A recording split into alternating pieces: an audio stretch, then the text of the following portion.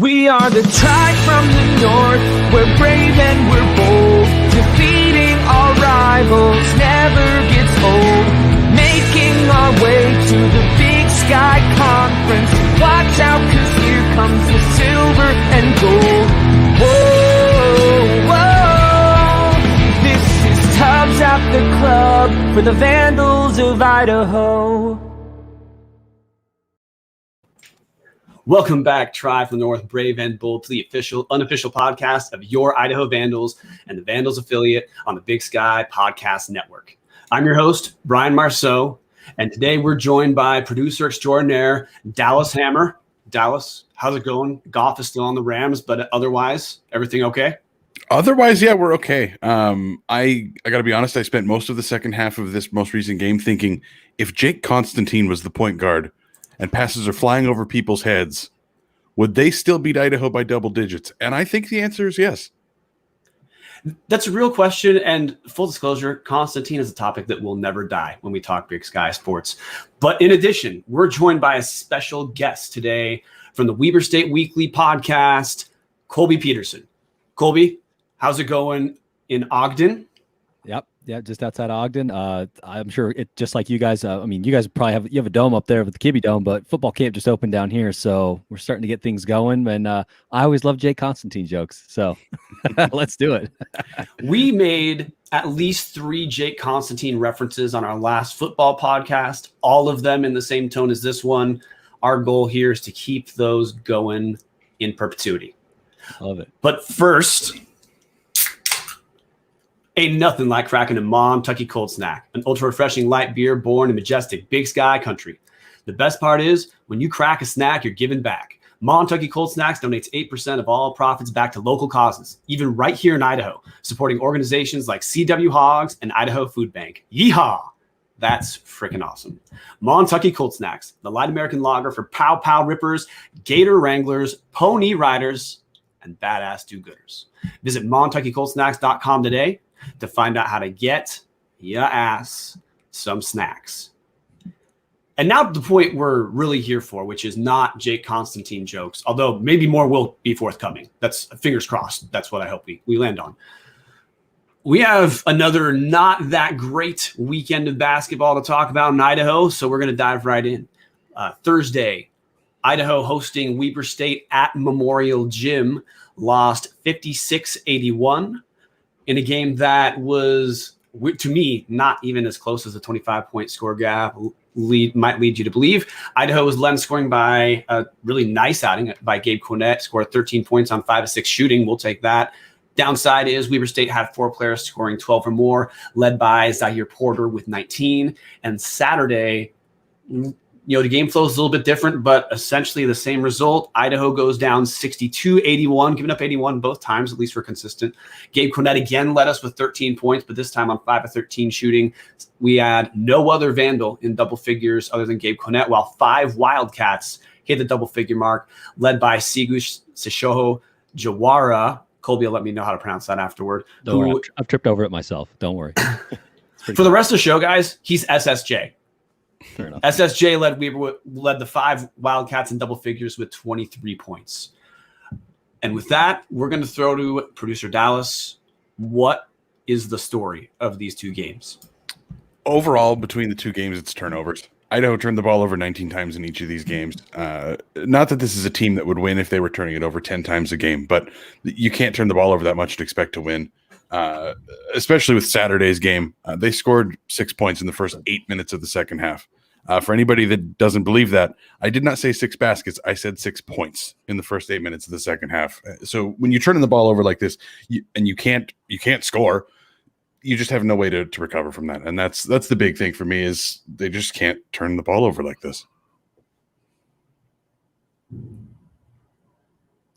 And so I was thinking about this and kind of like, what's the story here for me? And you did mention the guard play, got really good guard play, especially out of Gabe Quinnett in these two games. Like played really well for you guys, especially today. 13 had a tough shooting day, only 5 of 13, but 3 for 6, shooting 50% from 3, so that was good. But really, I felt like just watching the game, and maybe the stat sheet doesn't necessarily show this. I felt like you guys got really good play out of the front court. Nobody blew the doors off tonight. Scott Blakeney had a good game on Thursday night for you all. But today, it's pretty consistent. Like if you look at the shooting percentages from the front court, like Tanner Christensen had another good, decent day. 5, he's 4 of 6. Garvin had a little bit of a struggle, but then also DeAndre Robinson has another good game. And so it's just like, it was okay, keeping the percentages high, and they were active. They were really active, especially in the first half, keeping the Wildcats from getting easy buckets at the rim. The Wildcats really relied on hitting those threes to keep them afloat because the Vandals were doing a good job in the paint. That's been a theme. Part of what you talked about, Colby's been a theme for us this year, which is Tanner Christensen. He's, to me, by far most promising freshman who will be a freshman next year, which is great news for us. Christensen has kind of been working his way into shape. He graduated from University High School in Spokane a couple of years ago, went on a 2-year mission to, I believe, Argentina, and has looked like he's kind of working his way back into shape, which is not exactly flooring because, when you're on your mission, your focus is not being a D1 basketball player. It's allegedly something else.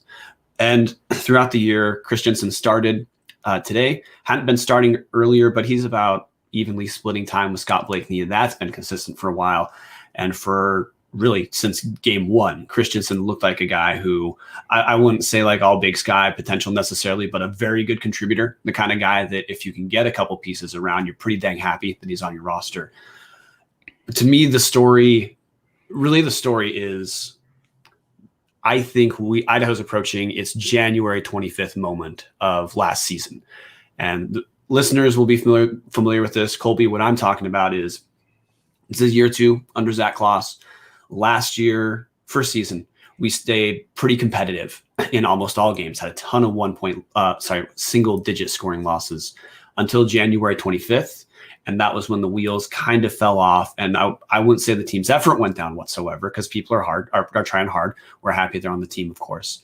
But at some point, a team can, let's say, like morally get defeated. And I think, to me, I've been talking about it this year that I'm concerned that we're going to hit that when we haven't had the single digit losses this year. 10 of our 13 losses are by double figures, but we've had games where we were real competitive through 3/4 of the game, then just fell apart and we didn't make that next step. I think we're hitting that point where we're going to kind of quit seeing close games, and we're probably going to have a handful more like this for a while, where realistically our best shot to win is maybe Portland State in a couple weeks, maybe Idaho State, but Idaho's looking at the countdown of, do we get a W? And I don't know where that W is coming to Dallas. I don't think there is a W on this schedule. And I think, unfortunately, your point is correct that we're seeing that point of the season where, not that the guys are giving up, but it's just the mountain of crap continues to grow in front of them, and they just can't shovel their way out of it. I mentioned the 6 points in the first 8 minutes. It took them 4 minutes to score in the second half of today's game. It's a 10-point game. You'd think you'd come out of the locker room with some fire and some drive to try to turn things around, because it's do or die right there. And they don't score for 4 minutes. There's not a lot you can say other than it doesn't look like there's going to be another close game on the schedule. I mean, maybe an outsider's perspective, maybe Colby thinks differently, but I don't see Idaho winning a game this year.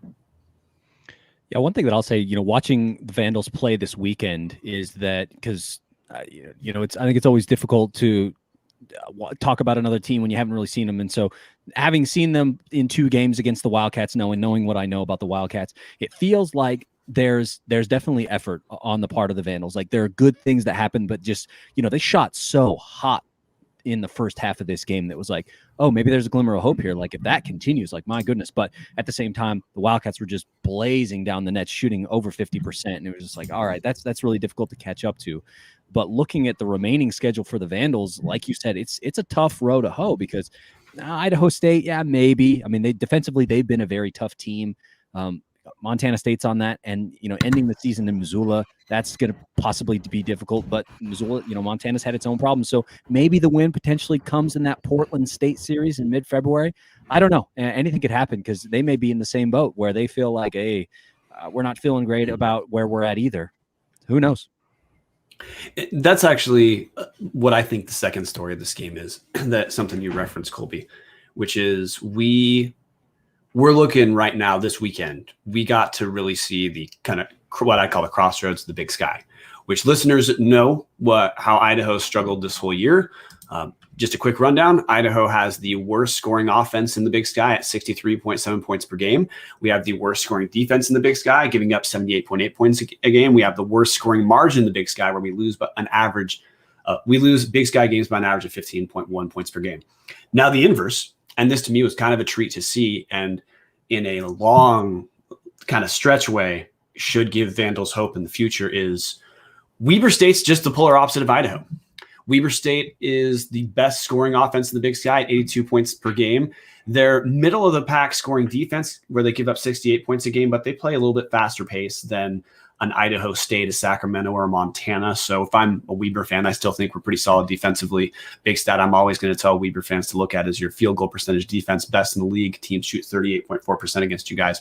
But then the other end, Weber State is winning games by an average of 14 points a game. And the swing between the top of this conference, which is, to me, the top of this conference is still good. Question is whether we're going to get a team to win NC2A tournament bid. Real question. I think Weber actually might be our best shot there. But Weber, Colby, this is a pretty big turnaround. I know, like, the record, because you guys have a couple losses I don't think you should have. The record isn't screaming it yet. It will as you play more games. But this is a pretty quick turnaround for you guys. Yeah, the concern was always, with 9 new transfers coming into this Weber State roster, can they glue it together? Because that's not a lot of time to get guys. I mean, they told us that they were kind of hanging out in the summer, doing their best to kind of get together, but that never substitute for in-game situations, right? And so as Wildcat fans down in Ogden, we're not terribly concerned with, okay, yes, you lose a close game to Portland State that you shouldn't have. You get your pocket picked and you lose a close game down in Cedar City that you probably shouldn't have. That sucks. And you've had a couple of series canceled. One series in particular that we were really looking forward to, which was against Eastern Washington, to really see how good is this team, because Eastern Washington's the odds-on favorite to be the number 1 seed in the Big Sky tournament. But for us down here, we're just kind of watching and letting this team continue to gel throughout February and into March. And so long as you got a top 4 seed and you got that first round bye, I mean, it's all gravy. Of course, everything in tournaments is all about seeding, and so it all depends on who you run up against. But I mean, if you really want to make that run at that Big Sky championship and maybe have a chance at winning, not just playing in, but winning an NCAA tournament game, you just got to keep working on it and, take care of who's in front of you. And something I want to point out to our listeners that maybe aren't super familiar with Weber State. Brian spoke quickly about the scoring margin, and Idaho being obviously last and Weber being first. Weber's margin coming into today was they win games by 14 points. And then when you blow the doors off like you did today, that's only going to grow. And so I would agree with your thoughts.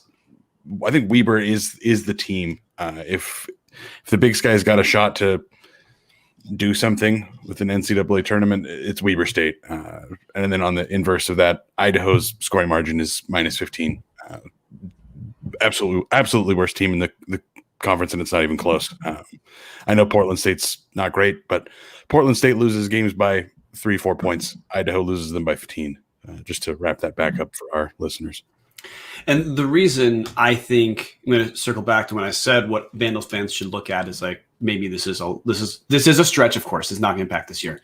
About the reason to be optimistic is this Weber team finished definitely bottom half of the conference last season, in spite of having all league caliber scorer in Jarek Harding and a secondary piece that a ton of teams be happy to have. A lot of teams could have used a Cody John last year, and Weber still finished towards the bottom of the conference, drops their first round Big Sky tournament game in Boise to Sacramento State, a not particularly great Sacramento State team, but it was 1 year. This is the thing about basketball, is it's not football where you need You need to land 20 guys in football to turn your team around. That's part of why a lot of football turnarounds, even the successful ones we see, it's not a 1 year where, let's say Jay Hill comes in and year one, Weber State's winning championships. It usually takes a couple years. We just saw that in Montana State. It took Jeff Choate 2 seasons of losing football before the Bobcats crested into a playoff team.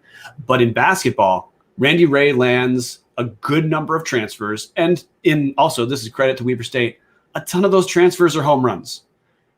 And Weber State goes from towards the bottom of the conference last year to me, they look like the most talented team in the conference. Now, if they capitalize on that, and that's the question that's really the story to me of the Wildcat season. But it took 1 year to get that turnaround. That's what Idaho has to be hopeful about. This is our 3rd consecutive real rough season. But again, in basketball, you have to hit a few home runs with transfers of recruits. But you can go to respectable in a year, Colby. Yeah, absolutely. Like you said, because 9 new transfers and from a lot of big programs too. And you can make the case, because I think that for a lot of these guys, they had played at, Dante Bassett playing at Florida, Sigu Sasahojuara playing at Loyola Marymount, Isaiah Brown having played at Northwestern and Grand Canyon, right? Like, you can go and get these players. They're out there in the transfer portal. And if you're effective and you are somebody that can show that, hey, if you come here, you'll have an opportunity to play and show what you can do. I think that's what a lot of these guys are really looking for, because they were at big programs where they were good, but maybe they just weren't there and get the minutes that they wanted. And so there's an opportunity at a place like Idaho to say, hey, come on up to Moscow, and you're really going to have an opportunity in a brand new gym, no less, to really show what you can do. That can be appealing for a lot of guys, because there's a lot of talent out there. I want to capitalize on that. It sounds like Colby's message under there is there's hope. There is hope. You have to sell hope on those guys for the future. Looking at our front court, like Colby had said earlier, there are some guys there that are legitimate Big Sky players. Tanner Christensen, again, we hope that he's going to have a phenomenal career as a Vandal. But you look at just it's rough to say this, but how terrible the rest of this team is. There are opportunities out there.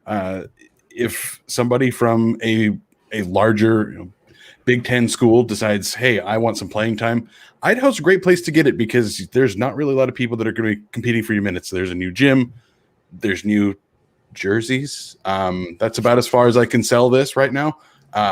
Maybe there'll be a new coach and a new offensive system to learn that won't feel like it's stuck in 1972, but there's hope, small glimmers of it. But the hope that I'm going to translate, and Colby, I'm going to put words in your mouth for a second. You correct me if need be afterward. The hope is really next season that we have the couple pieces we need to keep here for sure. It's important for us to keep a Tanner Christensen. If Scott Blakeney stays for that extra season, hey, that's kind of hitting the lottery for us. Maybe grad transfers, maybe like some seniors. When we talk about sports, it's easy to forget this, but a lot of guys, when they graduate, they're happy to play basketball, but they do want to take the next step in life. They do want to start, they want to start their career. And if it's a non-athletic career, then people want to get it started. So maybe Scott's back next year, maybe not. But we're going to have the small mid-major conferences, low major conferences, whatever you want to bracket the Big Sky, winning teams for the most part win on the wing. And Weber State certainly has some posts that I'm pretty stoked. I would be stoked about. Dante Bassett for sure, but Michael Cozak off the bench, sharpshooting stretch 5 in Big Sky. Don't mind him. Is it Cody Carlson? You're starting 4. Yeah, because I mean the lineup had lately been, I think, playing Bassett more at the 5, and then having Cody Carlson, a D2 product out of Concordia University in Minnesota, playing at the 4, and he's a guy who can, like, once again, stretch the floor. He knocked down some threes. He's a good passer. We saw some of that today. And also he's great around the basket. So there, guys like that are out there in D2. You can find them. And what Idaho's just going to have to do, let's just pretend Weber State's our template for a second. Weber State has 6 guys for sure that are scoring threats whenever they're out there. If you look at Weber's box score from this last game, I think only 6 guys even scored, but it doesn't really matter. I mean, their starting lineup, they have Isaiah Brown, one of the better scorers in the Big Sky at point. They've got Zahir Porter, one of the better wings. We have SSJ, like we talked about, a real productive wing. And we already referenced 2 of the starting posts plus Michael Cozak off the bench. That's 6 guys who can hit double figures. And suddenly you don't need a 30-point outing for anyone. Just have a handful of guys get 15. That's your ball game. Whereas Idaho, a thing that is just going to have to get addressed in the offseason, we have like 2 scorers on the roster. It's very hard to beat teams that are going to be good at all. if you have two threats. And the rest of the guys, we have some guys who, of course, they're fine as contributing pieces, but they're just better suited as an 8th man or 9th man. And with us, they're having to start a little bit. But I want to shift to one final topic before we call it a day. And Colby, the Big Sky has 4 second-year coaches. I don't think it's a secret to say Idaho is doing the least well out of those second-year coaches. But it's a separate question about rebuild. If you were talking to Vandal off the ledge and you were going to point to any of the second-year coaches that we should say, hey, Idaho is – and there's a world where Idaho is easily looking like this with, just a different makeup. Which of those second-year coaches would you be pointing to? Shoot, man. It's tough. I think, and this is going to sound really weird because normally I don't talk about this team a lot, even though they're super close to us. But Idaho State, right now, they're doing some very interesting things. And, Pocatello is always sort of pesky to us in Ogden because they are close. They're supposed to be our rival. But we're like, I don't really know. Like, these guys, like, do we believe, like, can they, I talk a lot of trash on their facilities and stuff, but thus far what they've been able to do this season has been really impressive, I think, because I mean, what's the thing that why would you want to go and play in a place like, Pocatello, Idaho? But Ryan Looney's doing an incredible job, I think, with turning that program around, really doing a good job because they could be something. And so I would point to them and say, hey, it can happen. I mean, it's happening in Pocatello, Idaho, of all places. So there's hope for a place like Moscow with some very nice things coming for their program. I want to kind of to piggyback off of the praise for Ryan Looney. Before Pocatello, he was at Point Loma Nazarene, a D2 school. The current coach at Point Loma is Matt Logie. He used to be the coach at Whitworth. He followed after Jim Hayford left and turned Eastern into the winner that they are. For anybody that doesn't really follow D3 basketball, Whitworth has continued to be a very good program there. They had a guy move on to D2. If Idaho's looking through the D2 ranks, they can find a coach that can turn this program around. It's tough to say it's all on Kloss, but at the end of the day, for Idaho fans, there are second-year coaches that are doing considerably better. Sure, they're better situations than what Idaho has. Kloss was handed an awful situation, but there are guys that are coming up through the D3 and through D3 and through D2 that can turn programs into winners. There's hope out there. I guess I keep looping back to hope. There's guys out there that could turn this program around. Yeah, there's absolutely guys who can turn this program around. There's absolutely a reason for Vandals to expect that our next coach, and listeners are obviously going to pick up on us talking about the next coach. In our last episode, we gave our opinion of the state of the program. We're just not going to beat that topic to death. If you're curious, Dallas and I are both out on what's going on right now, but we're still following the team. So we're going to talk about what's relevant. And yes, I think there's a lot of reason for Idaho fans to say, you know what, there is a better future out there somewhere. It's probably going to look different, but in spite of how the last 3 years have been, right now, 9 D1 wins in the last 3 years, there's a lot of coaches who would love to get their career started in Moscow. There's a lot of coaches who would like to get their careers back on track in Moscow. And that's really what we're going to have to look for into the future. And with this year's team, still look at what are the generalizable pieces that could contribute on a team that could contend with the top half of the league. We have a couple. We just don't have enough. And with that, we're going to close the bar, guys. Colby, tell everyone where to find you and the other great guys on Weber State's Big Sky Podcast Network affiliate show. Yeah, if you're a person who wants to get a little bit more plugged into what's going on in Ogden, because of course we have the football season coming up, and Weber has a very favorable schedule, and so there's a very high likelihood that we become conference champs again. Or if you're just a fan of good football, follow us at Weber State Weekly.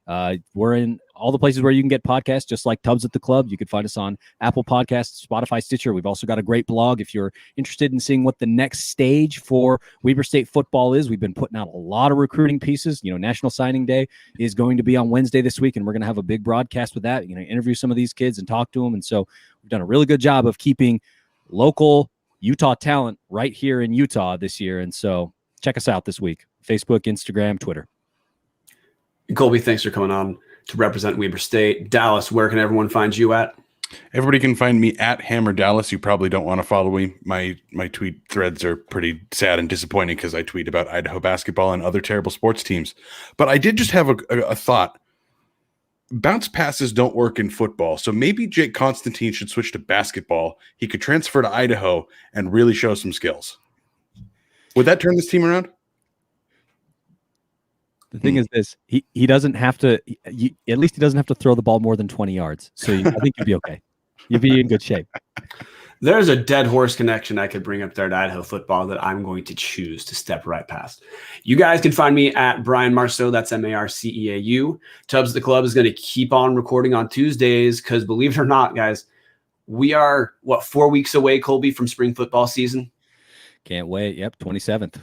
The practices have started for all teams, and a lot of people, including me, including probably Dallas, have been skeptical about the likelihood of the spring season. But every day we get closer to that thing happening, every day we have more official practices, likelihood goes up. I'm starting to turn the corner and be optimistic that it's happening. In the non-optimistic quarter, Dallas and I will be back next weekend. Idaho plays Eastern Washington on Thursday 1st, Saturday 2nd. But after that, guys, it's time for the best band in all the land to play us out. Sound of Idaho. Go Vandals.